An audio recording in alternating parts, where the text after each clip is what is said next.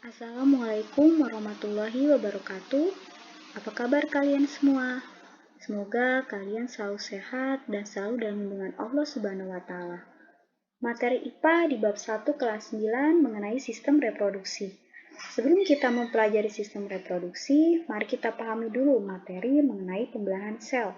Jadi untuk hari ini, Ibu akan menjelaskan materi tentang pembelahan sel. Sebelumnya, Ibu akan jelaskan pengertian dari sel. Sel adalah unit atau satuan struktural dan fungsional terkecil pada makhluk hidup. Sel dikatakan sebagai unit struktural, maksudnya adalah setiap makhluk hidup tersusun dari sel-sel.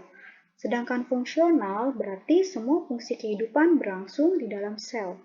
Jadi, sel itu walaupun ukurannya kecil, tapi sangat penting untuk kehidupan makhluk hidup.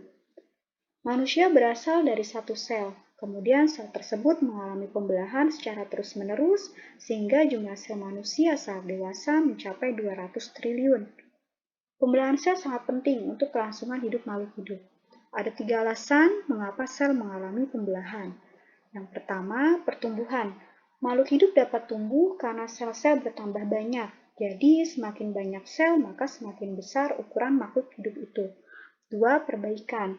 Ketika bagian tubuh kalian mengalami luka lalu berdarah, maka terjadi kerusakan pada jaringan yang mengalami luka tersebut.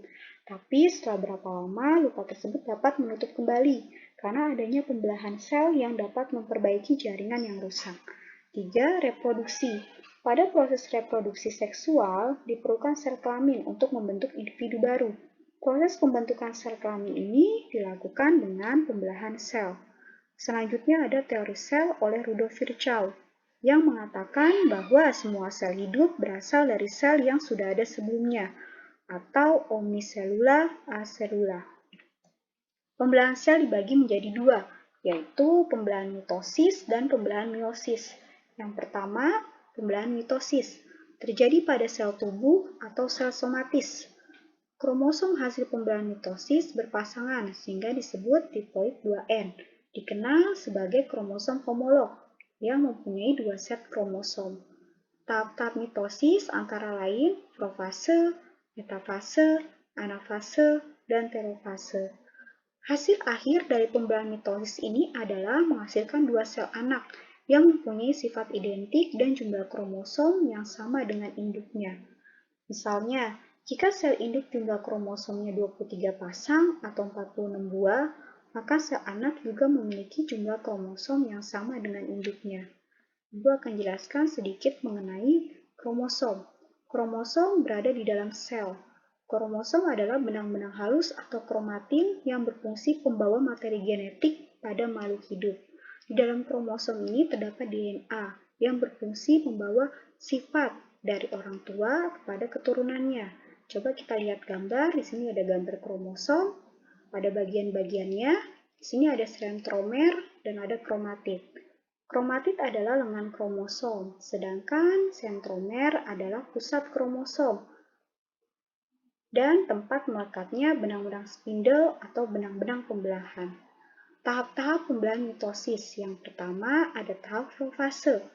Kita coba lihat gambarnya. Di sini ada sentriol, membran plasma, inti sel, membran inti, dan ada kromatin. Nanti kromatin ini akan berubah menjadi kromosom. Pada tahap profase, membran inti rusak dan menjadi patahan-patahan. Benang-benang kromatin akan memendek dan menebal menjadi kromosom.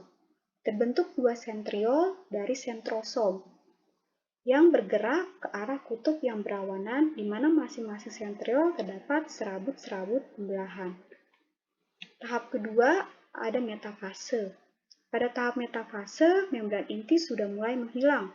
Kromosom-kromosom menempatkan diri pada bidang ekuator atau bidang pembelahan, di mana kromosom-kromosom ini akan berjejer di tengah-tengah bidang pembelahan. Pada tahap ini, kromosom akan terlihat sangat jelas. Selanjutnya ada tahap anafase.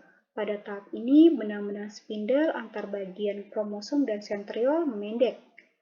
Kromatid dari setiap pasangan kromosom akan bergerak menuju kutub-kutub yang berlawanan. Selanjutnya ada tahap telofase. Pada tahap ini membran inti mulai terbentuk kembali Diikuti dengan pembelahan sitoplasma yang disebut sitokinesis, di mana nanti akan terbentuk cincin pembelahan yang membagi sitoplasma menjadi dua sel anak yang sifatnya diploid.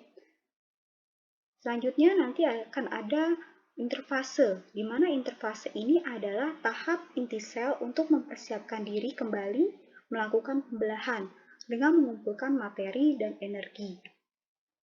Ini gambar secara keseluruhan tahap-tahap pembelahan mitosis. Cukup di sini materi yang Ibu sampaikan mengenai pembelahan sel, yaitu pembelahan mitosis. Pertemuan berikutnya kita akan bahas pembelahan meiosis. Untuk hari ini, kalian bisa kerjakan tugas ini. Ibu akhiri, wassalamualaikum warahmatullahi wabarakatuh.